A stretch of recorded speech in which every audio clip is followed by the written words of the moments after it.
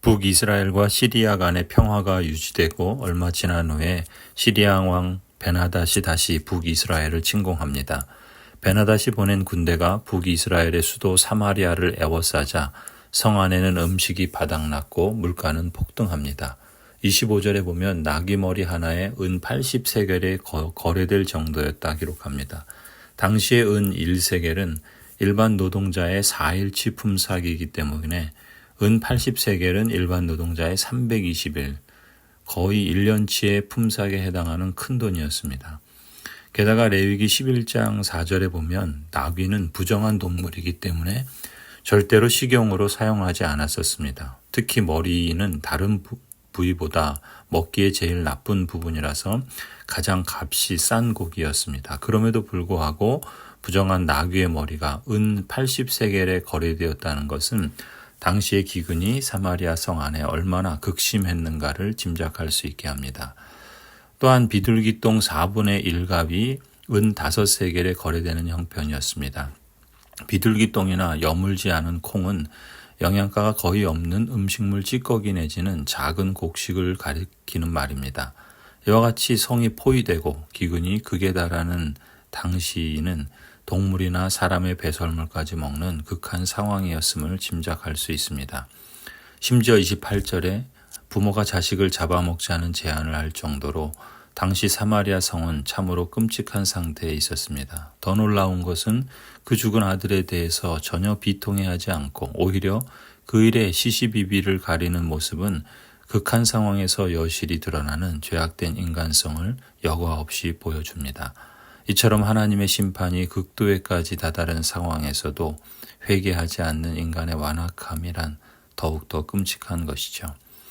그런데 여기서 우리가 주목할 점은 북이스라엘의 왕인 요람의 모습입니다. 30절에 보면 왕이 기가 막혀서 자기의 옷을 찢었는데 요람 왕 역시 속에 베옷을 입고 있었습니다. 이스라엘 왕이 공식적인 왕복 속에 이 굵은 베옷을 걸쳐 입었다는 것은 사마리아 성에 닥친 재난으로 인해 회개하는 행동인 것처럼 보입니다. 하지만 이것은 그가 하나님 앞에서 진정으로 회개하여 겸손해진 행위라기보다는 마치 바리새인들이 경문을 넓게 하여 사마리아 사람들에게 보이려고 했던 것과 같은 외식 행위라고 할 수 있습니다. 왕은 이런 형식적인 옷차림으로 하나님의 진노를 돌이켜보고자 했는지는 모르겠습니다. 하지만 진실된 회개의 신앙이 없이 슬픔과 회개의 표시로만 굵은 베옷을 입은 것은 외식적으로 흉내내는 것에 불과하기 때문에 하나님의 진노가 멈추는 것이 결코 아니었던 것이죠.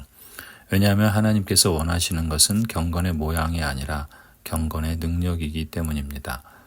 또한 33절을 보면은 왕이 엘리사에게 와서 이렇게 말하죠. 우리가 받은 이 모든 재앙을 보시오. 이런 재앙이 주님께로부터 왔는데 내가 어찌 주님께서 우리를 도와주시기를 기다리겠소.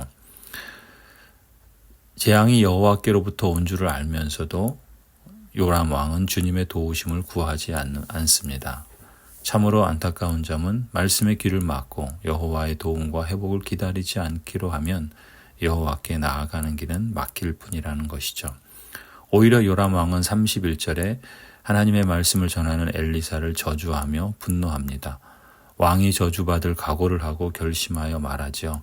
사밧의 아들 엘리사의 머리가 오늘 그대로 붙어 있다면 하나님이 나에게 벌 위에 더 벌을 내리신다 하여도 달게 받겠다.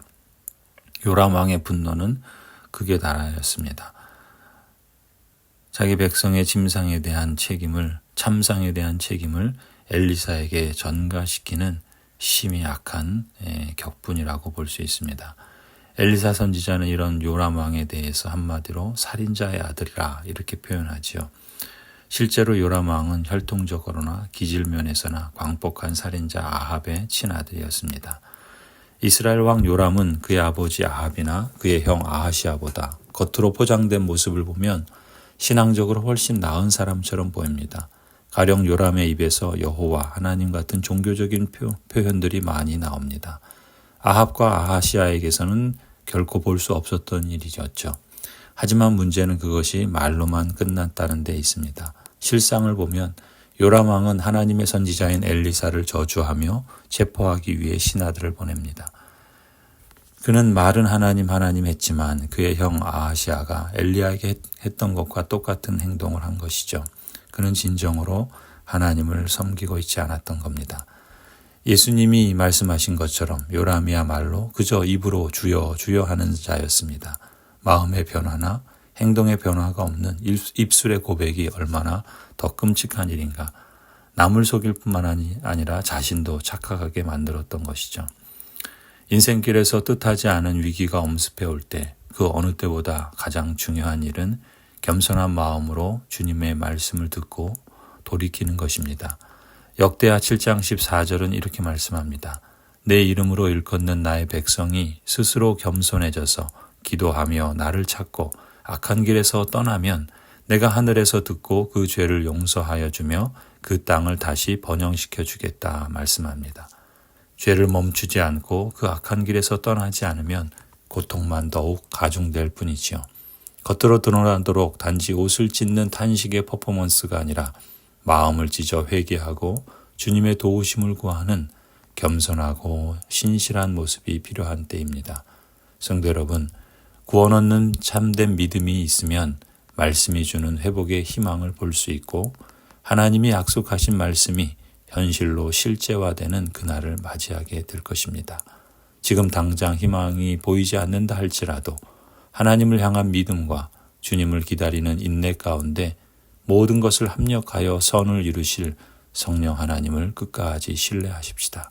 평강의 주님께서 친히 때마다 일마다 여러분에게 평강 주시기를 간절히 축원합니다.